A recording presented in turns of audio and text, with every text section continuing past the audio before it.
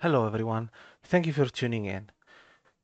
Today I will be making the newest installment of my series What's on My Mind. This time we will be analyzing my Preservation Evoker gameplay to see how do I react in this type of matchup, which is one of the deadliest matchups you will ever have to face as a Preservation Evoker, which is Sub-Rogue RMP. Both rogues and mages counter Preservation Evoker in some ways. Mage can spell steal your shroud off if you are not careful with how you position when shroud is up, and if you don't apply trash buffs on yourself, such as echo reversion and your 60-minute buff, which reduces the cooldown on movement speed abilities, which is your raid buff basically. Those three, you can have up to 3 trash buffs to cover for your shroud, but in this type of matchup you cannot use it because rogue is also in the game and priest is also in the game.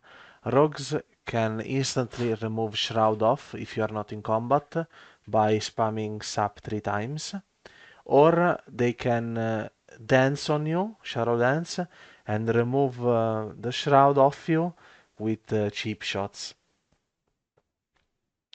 So if that wasn't enough, you also have 2 classes that are able to purge effects on you. So one of the strongest PvP talents that you have at your disposal is rendered useless in this matchup. Which is why it's one of the strongest, one of the hardest counters, which is a sub-rogue by itself, plus a mage and plus a priest. This decent comp that we're running, which is Windwalker Ret Paladin, because the Ret by itself helps me tremendously to face off a sub-rogue through Sack, through Blessing of Sanctuary, and so on. So the only way a Preservation Evoker has a chance into Sub-Rogue RMP is through a Ret Paladin and by playing well in terms of how we utilize the Ret Paladin defensives and externals co combined with my own defensive cooldowns for the team. So let's jump right in. As always, I'll be muting the comms because they are in Italian. The game has already started. We already are in the second minute of the game because this was a really long game. So my clips are set up in a way that I only track the last 4 minutes of the clip. So we'll jump right in because this will be a very long game. In this setup, you can see that they kidney shot the paladin and they're trying to do a setup, which in this case is on me. Um, they can very easily kill me with the sub-rogue fire mage because fire mage has a lot of burst damage. It doesn't have a lot of damage outside of combustion, but when combustion is popped, it's probably the strongest burst cooldown out of all 3 mage specs. So Frost has more sustained damage during Icy Veins, which is last for 30 seconds and more. Combustion is 10 seconds, and the damage is front loaded, meaning that in the first 4 to 5, in the first 3 seconds, more like, in the first 3 seconds of combustion, you can get 100 0 from Fire Mage alone if you don't have any cooldowns up, any defensive cooldowns. So this is a pretty clean setup. My Windwalker trinkets in order to try and CC the rogue. But this is a really strong RMP because we are playing at a decent to high rating. And so my Windwalker with the trinket got a disarm on the rogue before the priest was able to shroud his rogue off to deny CC on the rogue. So I was able to come out of the first sheep shot without having to trinket. This is all because of a good play that my Windwalker made. So he trinkets disarm the rogue before the priest gave his immunity to CC to his rogue. So I come out of the cheap shot and I'm able to throw some heals on me and finish off my stasis. This way, I was able to survive the setup without having to trinket, because my Windwalker trinketed for me.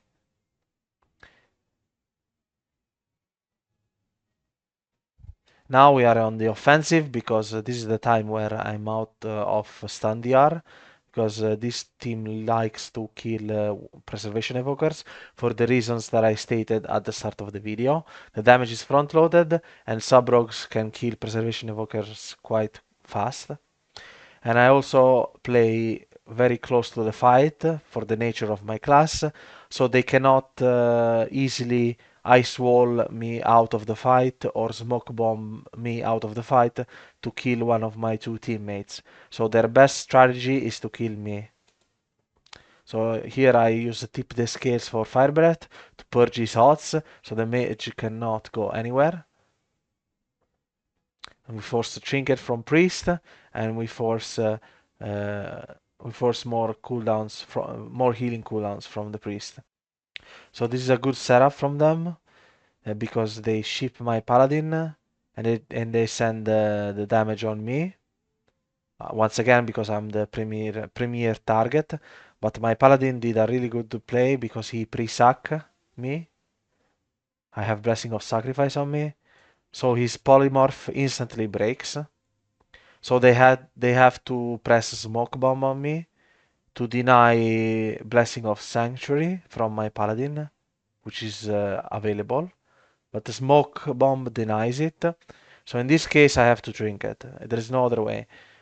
Secret technique was about to come out, and I was going to die in this smoke bomb if I didn't. If I didn't drink it, time stop. This is a good way to deny us a go on yourself. Time stop, that is, which is my pre preferred PvP option as a preservation evoker into this comp for the simple reason that I cannot play Shroud into them, as I explained at the start of the video.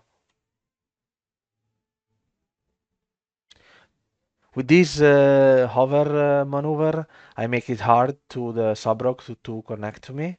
So he basically has to choose when to shadow step to me. And right now he has no reason to shadow step to me because I still have 9 more seconds of DR on my stuns. So I'm able to get some distance and try to force to bait a kick so my paladin can safely cast Repentance, which is what I did. And at the same time, I try to get distance. Now get polymorph.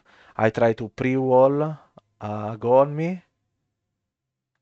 So they cannot go on me right now because I have obsidian scales up on me, which is 30% damage reduction.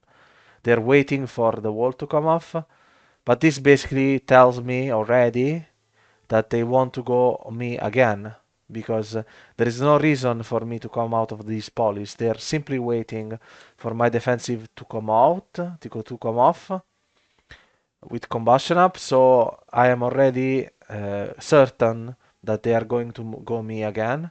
So what I do out of the obsidian scales, I press time dilation on me, which is 50% damage reduction.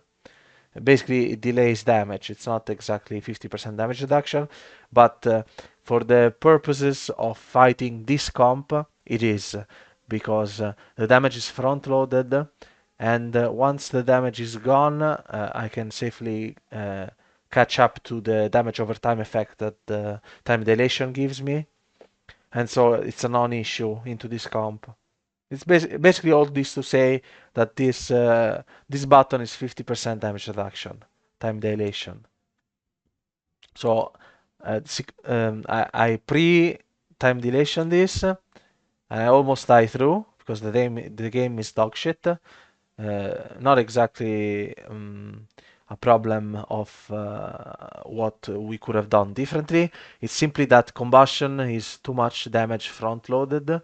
So this is basically 3 times my health bar in a cheap shot in terms of damage. So That's why it's extremely scary.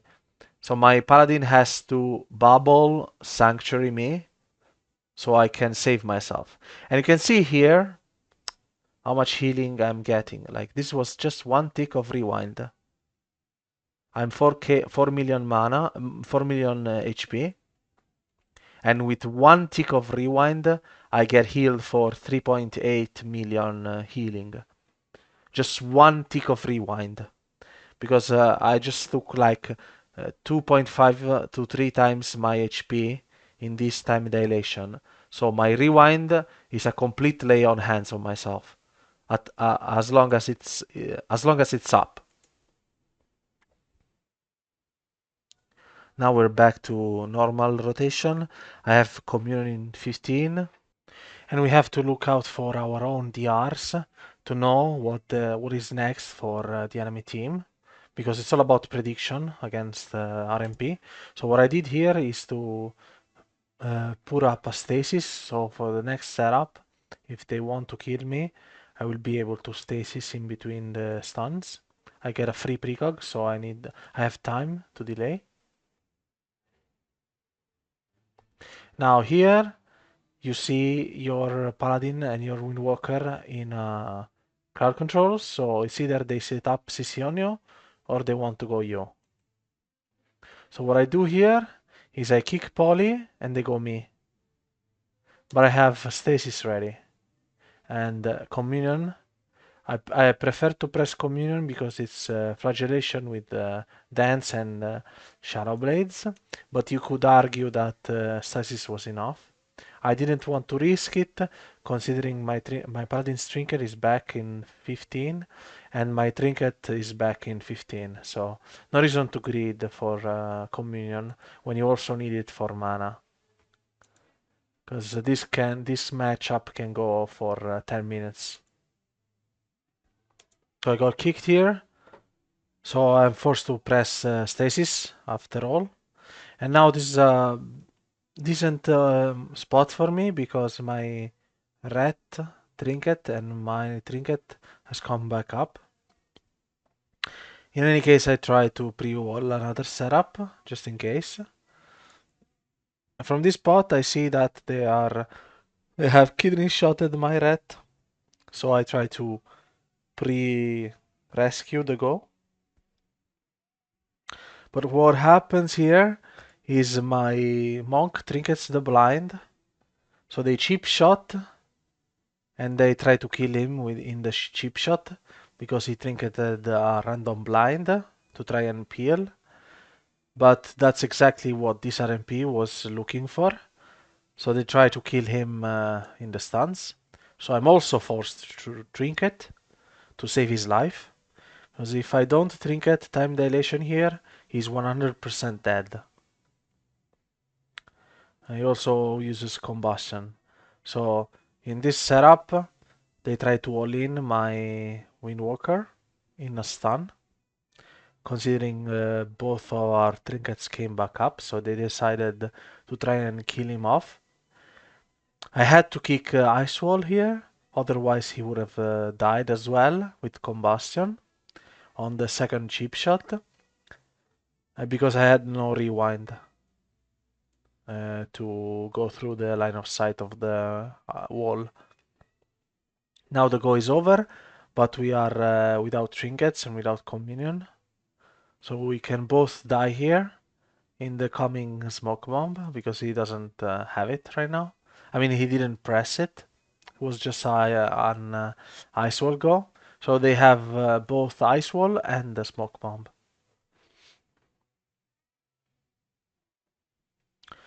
Here they both can die. So my monk pre-karmas. They fear my DPS and they go me. What I do here is this is 100% a setup on me. So out of the polymorph, since they didn't cover, I time stop instantly. So I see the Master spell, and the rogue is just pressed the smoke bomb from stealth, because in the smoke bomb the retry cannot peel for me. He cannot sank me. So he cheap shots right at the edge of the smoke bomb, so this is a very scary go for me. So the red tree trinkets the half DR poly late, and he sanks me right in time, so I survived the setup because of the sank. I was 100% dead there without sanctuary. Now we're back to doing damage and try to force more defensives from RMP. I try to root the rogue before the go, because usually the way you counter RMP is you try to CC or pre-use defensives before they triple CC. But this time they just waited for the root, they dispel the root, and they half DR poly me and go me again. So here is the worst situation ever. We have no trinkets, we have no bubble, no communion, and he just popped Shadow Dance and Blades with a full kidney. They get double fear, double ring of frost. Here, the key, the secret to my success is stasis. So in this setup, where I have nothing left, I have stasis to press. So this is also secret technique. So I press stasis, and my HP does not move during the key day. So this is the last cheap shot. I rescue out of the cheap shot and I attempt dilation myself just to be safe, because he still has Shadow Blades.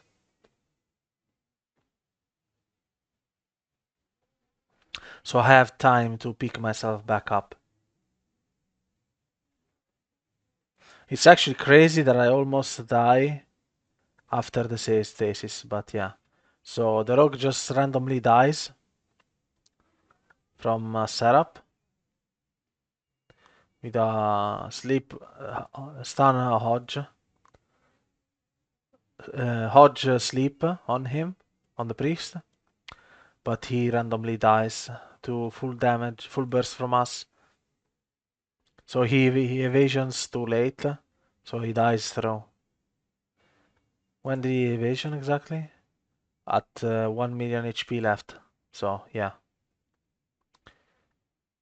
So this was a pretty intense game. It was actually almost a 7-minute game at 2.25 MMR, and that's because RMP has a lot of defensive cooldowns and they can do a lot of goes. So the secret to play against them as a preservation evoker is to always use stasis defensively when you are in crowd control. You never want to press stasis just to full pump. Your base healing should be enough. Stasis is extremely powerful because of the fact that you can press it when you are in CC. And utilizing it, you can actually survive against the strongest counters to preservation evokers, providing you have a strategy against them. So thank you very much for watching. If you have any questions, please do let me know. Um, this is my first episode for Preservation Evoker. I look forward for more episodes regarding Preservation Evoker and more about Resurrection Druid later on. Have a good evening, everyone.